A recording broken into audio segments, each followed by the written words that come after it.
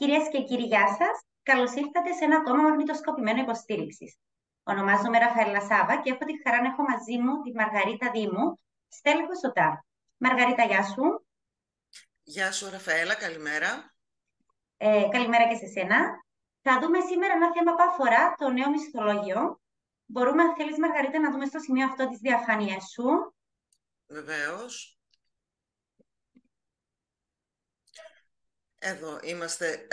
Η διαφάνεια... Λοιπόν, το θέμα της σημερινής μας παρουσίασης αφορά στο νέο μισθολόγιο. Είναι η διάταξη του 5045 του 23, η οποία ψηφίστηκε στις 29 Ιουλίου του 2023. Έχει μισθοδοτικές και συνταξιοδοτικές διατάξεις. Εμείς σήμερα θα αναλύσουμε τις διατάξεις του κεφαλαίου Α, του μέρους Γ του νόμου. Ο νόμος, όπως είπαμε πριν, έχει τίτλο «Ενίσχυση του εισοδήματος των μισθωτών, των νέων, της οικογένειας και της εργασίας, συνταξιοδοτικές και άλλες επίγουσες διατάξεις».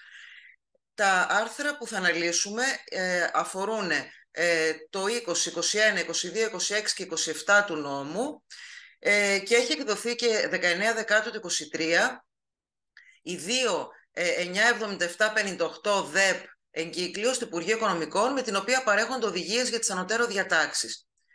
Ξεκινώντας την παρουσίαση, θα δούμε σε μία αντιπαράθεση, για να είναι πιο εύκολο και για τους συνδρομητές της Δήμος.net να καταλάβουν τις αλλαγές, τις νέες διατάξεις των άρθρων που είπαμε, 20, 21, 22, 26 και 27, σε σχέση με τις υφιστάμενες του 43-54. Από αυτή την παραβολή καταλαβαίνουμε τις αλλαγές που έχουν επέλθει και θα τις δούμε και αναλυτικά στη συνέχεια. Ο σκοπός της διάταξης είναι η συστηματική ρύθμιση συνταξιοδοτικών και μισθολογικών θεμάτων, καθώς και η θέσπιση σειράς μέτρων για την τόνωση του διαθέσιμου εισοδήματος των πολιτών και την ενίσχυση της οικογένειας, της ανάπτυξης και της εργασίας. Και το αντικείμενο, όπως ορίζεται από τις διατάξεις του νόμου, είναι η συστηματική ρύθμιση συνταξιοδοτικών και μισθολογικών θεμάτων, καθώς και η θέσπιση σειράς μέτρων για την τόνωση του διαθέσιμου εισοδήματος των πολιτών και την ενίσχυση της οικογένειας, της ανάπτυξης και της εργασίας. Πάμε να δούμε αναλυτικότερα επί του πρώτου άρθρου που έχουμε να αναλύσουμε, το άρθρο 20.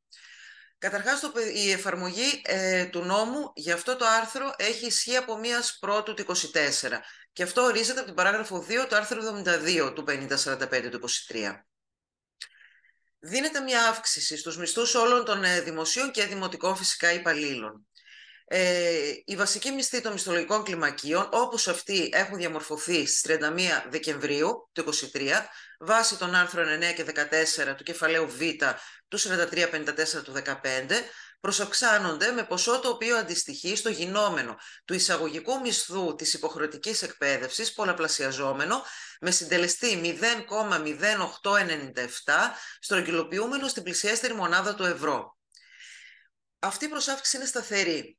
Ανέρχεται στο ύψος των 70 ευρώ, αν κάνουμε δηλαδή τον πολλαπλασιασμό, αυτό το ποσό βγαίνει μεικτά και προστίθεται στους βασικούς μισθούς, χωρίς ωστόσο όμως να επηρεάζεται ο τρόπος με τον οποίο αυτοί διαμορφώνονται βάσει των ανωτέρων διατάξεων του 43-54, δηλαδή χωρίς συνυπολογισμό της προσάυξησης των 70 ευρώ κατά τη διενέργεια του όποιου προβλεπόμενου στις αναφερόμενες διατάξεις πολλαπλασιασμού για τη διαμόρφωση του κάθε βασικού μισθού.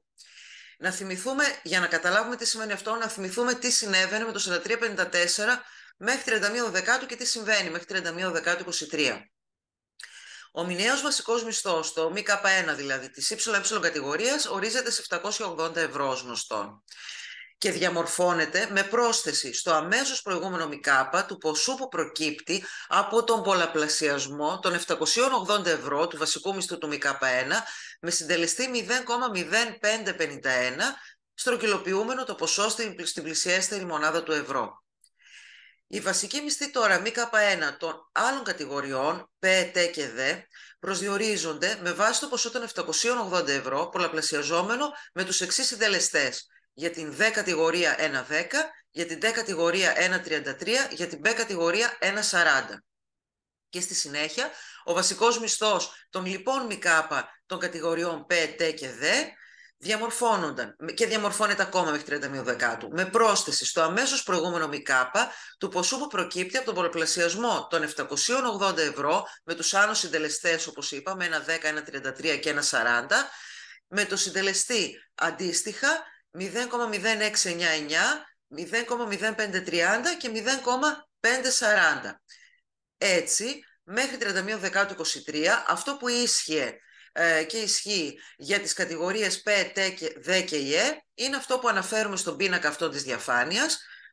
Αναλυτικότερα, το αναλύσαμε πάνω πώς βγαίνει και σε ποσά είναι αυτό. Δηλαδή, ο βασικός μισθός του ΜΚ1 στον ΕΕ, ας πάρουμε μια κατηγορία, είναι 780 ευρώ, με το συντελεστή 0,0551 που ίσχυε, βγαίνει ένα ποσό 42,98, το οποίο είναι και το ποσό που προστίθεται κάθε φορά στα επόμενα ΜΚ για να διαμορφωθούν οι μηνιαίοι μισθοί. Όμως τώρα, από 1 Πρώτου του 2024, τα 780 που είπαμε πριν στο ΜΚ1 του ΙΕ, πώς γνωστόν ανατριετία αλλάζουν τα ΜΚ προς ΙΕ, με την πρόσθεση του σταθερού ποσού των 70 ευρώ διαμορφώνεται στα 850 ευρώ. 850 ευρώ, αυτό το ποσό των 70 ευρώ θα έρχεται και θα προστίθεται αυτούσιο και στα υπόλοιπα ΜΚ. Λοιπόν, να δούμε τώρα τι αφορά επίσης, εκτός από το σύνολο των υπαλλήλων εν γέννη των δημοτικών υπαλλήλων μας αφορά και των υπαλλήλων των νομικών προσώπων η αύξηση των 70 ευρώ, ποιες άλλες κατηγορίες ειδικότερα αφορά. Αφορά τους δημοσιογράφους, που οι αποδοχές τους ως γνωστόν ορίζονται με την ΚΙΑ 64-24-2023. Και οι δημοσιογράφοι λοιπόν που έχουν ειδικό μισθολόγιο βάσει αυτής της ΚΙΑ παίρνουν την σταθερή προσάυξηση μεικτή των 70 ευρώ. Οι δημοσιογράφοι που ασχολούνται με σχέσεις εργασίας ιδιωτικού δικαίου, στους ΟΤΑ, στα ΝΗΠΗ ΔΕΛΤΑ και στις επιχειρήσεις του. Η προσάυξη των 70 ευρώ επίσης αφορά τους περιφερειάρχες, τους αντιπεριφερειάρχες, τους προέδρους περιφερειακών συμβουλίων των ΟΤΑ Β βαθμού και στους ΟΤΑ Α βαθμού, τους δημάρχους, αντιδημάρχους και προέδρους δημοτικών συμβουλίων και στους γενικούς γραμματείς των ΟΤΑ. Ως γνωστόν, για τους δημάρχους η αντιμισθία ορίζεται με την ΚΙΑ του 18 της 10 Δεκάτου του 18 και για τους αντιδημάρχους και τους προέδρους δημοτικού συμβουλίου με αντίστοιχη ΚΙΑ πάλι του 18 5 Δεκάτου. Η αντιμισθία του αντιδημάρχου ορίζεται στο 50% της αντιμισθίας του δημάρχου και του Προέδρου Δημοτικού Συμβουλίου στο 21% βάσει των ΚΙΑ που προαναφέραμε. Την αύξηση επίσης των 70 ευρώ τη δικαιούνται και την παίρνουν και το καλλιτεχνικό προσωπικό των ΟΤΑ και των εποπτευόμενων νομικών προσώπων και των λοιπών νομικών προσώπων δημοσίου και ιδιωτικού δικαίου. Προσέξτε εδώ, δεν μιλούμε για τις αποδοχές των ορχιστρικών συνόλων, των μουσικών δηλαδή που απασχολούνται σε φιλαρμονικές συμφωνικές ορχήστρες, γιατί οι αποδοχές τους ορίζονται ως γνωστόν με άλλες διατάξεις, με το 4483 του 17 το άρθρο 103. Παρόλο που και εκεί κάνουν παραπομπή στο 4354, δεν αφορά αυτή την κατηγορία προσωπικού, αφορά μόνο το καλλιτεχνικό προσωπικό. Ηθοποιούς, σκηνοθέτες, χορογράφους, αυτών δηλαδή των οποίων εποδοχές ορίζονται με την ΚΙΑ την 9844 24 Δευτέρου του 23, όπως τροποποιήθηκε 16 Δεκάτου του 23 πολύ πρόσφατα. Και αυτό σύμφωνα με το άρθρο 22 παράγραφος 6 του 4354 του 15. Επίσης, η προσάυξη των 70 ευρώ αφορά το μισθό που λαμβάνουν οι ειδικοί σύμβουλοι, οι ειδικοί συνεργάτες και επιστημονικοί συνεργάτες των Δήμων και των Συνδέσμων Δήμων. Πολύ σημαντικό αυτό, γιατί εν ώψη και της νέας τώρα έναρξη της νέας χρονιάς και της ανάληψης των νέων αξιωμάτων από τις διοικήσεις και τους δημάρχους, σίγουρα είναι κάτι το οποίο αφορά όλους και τους ενδιαφέρει. Επίσης, τους υπαλλήλους αφορά πάρα πολύ και το εξής. Η προσάυξη των 70 ευρώ αφορά και τον μισθό που λαμβάνουν όσοι μόνιμοι και οι δάχοι υπάλληλοι κάνουν χρήση της γονικής άδειας άνευ αποδοχών ανατροφής τέκνου, η άδεια δηλαδή του άρθρου 60 παράγραφος 1 του 3584, όπως ισχύει με το 4830 του 21, γιατί ως γνωστόν για αυτή την άδεια οι 2 πρώτοι μήνες αμείβονται με το βασικό μισθό. Από τη στιγμή που ανεβαίνει ο βασικός μισθός κατά 70 ευρώ, ανεβαίνει και το ποσό της άδειας, των αποδοχών της αδείας αυτής. Επίσης, επηρεάζεται και αυξάνεται η αποζημίωση για υπεροριακή απασχόληση και αποζημίωση για εργασία κατά τις νυχτερινές ώρες ή κατά τις Κυριακές και εξαιρέσιμες, προς συμπλήρωση της υποχρεωτικής εβδομαδίας, γιατί ως γνωστόν αυτή η αποζημίωση βγαίνει με πίνακες που πατούν πάνω στους μισθούς του 4354. Μία ειδική να κάνει και ο νόμος στους δικηγόρους με σχέση εργασίας έμμης της εντολής. Με την εγκύκλιο 580 του 16 του Υπουργείου Οικονομικών, την 17073, έχει γίνει δεκτό ότι αναφορικά με την κατάταξη των δικηγόρων με έμισθη εντολή των Δήμων, σύμφωνα με τις διατάξεις του άρθρου 9, παράγραφος 10 του 4354 και τις οδηγίες της 6 Πέμπτου 16 αντίστοιχης εγκυκλίου του Υπουργείου, οι δικηγόροι με έμισθη εντολή κατατάσσονται στα κατά νόμο προβλεπόμενα κλιμάκια και παραμένουν σε αυτά καθ' όλη τη διάρκεια της υπηρεσίας τους, χωρίς να εφαρμόζονται σε αυτούς οι διατάξεις παραγράφου 3 του άρθρου 9 του 4354. Δηλαδή, μέχρι τώρα δεν μπορούσαν να πάρουν προώθηση λόγω κατοχής μεταπτυχιακού ή διδακτορικού διπλώματος. Ωστόσο τώρα με την καινούργια διάταξη από 1η-24 με το άρθρο 20 παράγραφος 4 του νόμου 5045 αλλάζει το νομοθετικό καθεστώς και η παράγραφος 3 του άρθρου 9 που προαναφέραμε θα εφαρμόζεται και για τους δικηγόρους που υπάγονται στην παράγραφο 10 του ιδίου άρθρου. Άρα δικαιούνται και πλέον θα παίρνουν με την ίδια δικασία που παίρνουν και οι μόνιμοι και ορίστου προς αύξηση κατά 2 ΜΚ για μεταπτυχιακό, κατά 6 ΜΚ για διδακτορικό. Και μάλιστα η προσάυξη αυτή δεν συμψηφίζεται με τυχόν καταβαλλόμενη προσωπική διαφορά, όπως ορίζεται από την παράγραφο 3 του άρθρου 20 του 5043. Να δούμε τώρα το άρθρο 21, τι αλλαγές επιφέρει. Επανακαθορίζει από 1η-24 την οικογενειακή παροχή, η οποία συνεχίζει να καταβάλλεται με τους όρους και τις προϋποθέσεις που ως γνωστόν γνωρίζουμε αναφέρονται στο άρθρο 15 του 4354 του 15, όμως με τις παρακάτω τροποποιήσεις. Πρώτον, αυξάνεται το ύψος της ανάλογα με την οικογενειακή κατάσταση των υπαλλήλων και πλέον για ένα τέκνο από 50 γίνεται 70 ευρώ οικογενειακή παροχή, για 2 τέκνα από 70-120, για 3 τέκνα από 120-170, για 4 τέκνα 220 ευρώ και 70 για κάθε επιπλέον τέκνο, αντί των 170 που ίσχυε μέχρι τώρα και 70 για κάθε επιπλέον τέκνο. Μεικτά, πάντα να τονίσουμε ότι όλες αυτές οι αυξήσεις είναι μεικτές. Επίσης, καταργείται η πρόβλεψη των γ και δ εδαφείων της παραγράφου 1 του άρθρου 15 για την οικογενειακή παροχή.